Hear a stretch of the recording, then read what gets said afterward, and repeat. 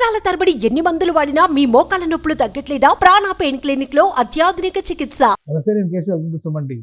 భారీ వర్షాలు రాష్ట్రంలోని ప్రజల జీవన విధానాన్ని అతలాకుతలం చేస్తున్నాయి. ముఖ్యంగా ఆంధ్రప్రదేశ్, తెలంగాణ సరిహద్దు గ్రామాలు, సరిహద్దు జిల్లాల పరిస్థితి అయోమయంగా మారుతున్నటువంటి వాతావరణం ఉంది. భారీ వర్షాలు ఇటు ఖమ్మం జిల్లాని, ఉమ్మడి వరంగల్ జిల్లాని ముంచెత్తుతున్నాయి. మహబూబాబాద్ జిల్లా పరిధిలో నెల్లికూదురు మండలంలో భారీ వర్షం రాత్రి నుంచి కురుస్తున్నటువంటి నేపథ్యం కొన్ని గ్రామాలు నీట మునుగుతున్నటువంటి పరిస్థితి ఉంది. అలాంటి ఒక గ్రామం రావిరాల గ్రామానికి సంబంధించి మొత్తం ఊరంతా కూడా నీళ్ల పాలైనటువంటి పరిస్థితి ఉంది. ఆ ఊరు నుంచి మనతో మాట్లాడడానికి ఏకాంతం గారు లైవ్లో ఉన్నారు.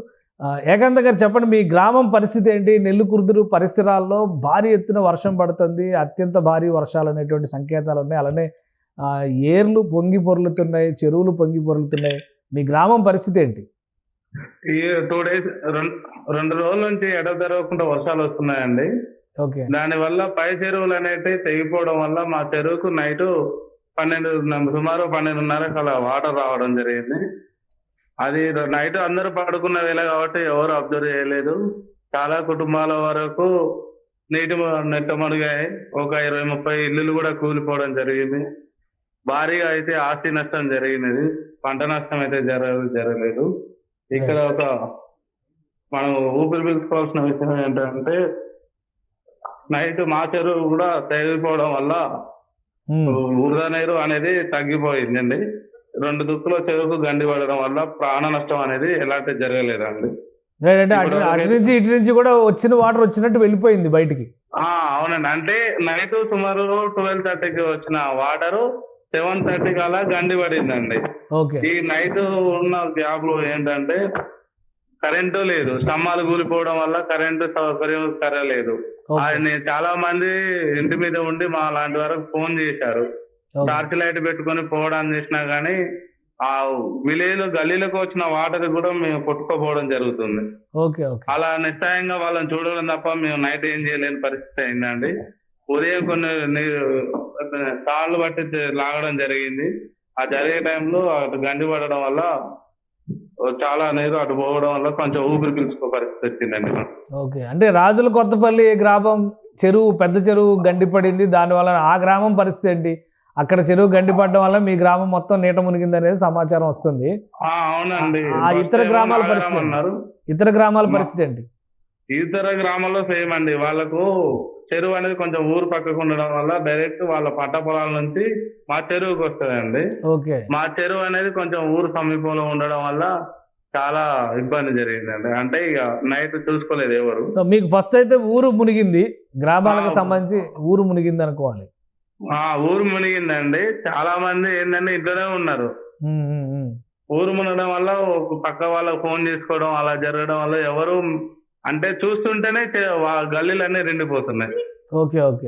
ఒక ½ an hour లో అసలు మొత్తం జలమయం అయిపోయింది. మా ఊరు సగం మొత్తం వాటర్ లో నిండా మునిగిపోయింది. సహాయ చర్యలు ఏమన్నా మొదలైనయా? అధికారులు కానీ ఎవరైనా వచ్చారా? సహాయక బృందాలు కానీ, మీకు కావాల్సిన ఆహార పదార్థాలు కానీ, ఎందుకంటే మొత్తం అంతా ఊరంతా నీట మునిగినప్పుడు తినడానికి తిండి కూడా ఉండని పరిస్థితి ఉంటుంది కదా. ఎవరైనా ఆదుకోవడానికి వచ్చారా ఇప్పటి వరకు? ఎవరు అలా రాలేదండి. ఎస్ఐ గారు మన ఇరిగేషన్ డిపార్ట్మెంట్ వాళ్ళు మా స్టేజ్ దగ్గరకు వచ్చి కాల్ చేశారు. కానీ మా విలేజ్ కి రావాలంటే చుట్టుపక్కల మొత్తం వాటర్ వస్తుందండి. ఆ స్టేజ్ దగ్గర ఇప్పుడు ప్రజెంట్ ఏంటంటే ఒక వంతెన లాగా ఉంటది. దాన్ని దాటి రావడం చాలా ఇబ్బంది. దాని ఫ్లోటింగ్ వాళ్ళు అవతలే ఉండిపోయారు మా ఊరికి. ఇప్పుడు ఇంకా ఎలాంటి సహాయం అందలేదు? అందలేదండి. ఇప్పుడు అక్కడ వాతావరణ పరిస్థితి ఏంటి? ఇంకా వర్షం ఏమైనా పడుతుందా, లేదంటే వర్షం కూడా పడుతుంది, వర్షంతో పాటు వరద ముప్పు 2 కలిసి ఉన్నాయా? వాతావరణం ఎలా ఉంది? అలా ఉందండి. ఇప్పుడు ప్రజెంట్ ఏంటంటే చినుకులు తగ్గడం జరిగింది. కాకపోతే పైనుంచి వచ్చే వరద అనేది తగ్గట్లేదు.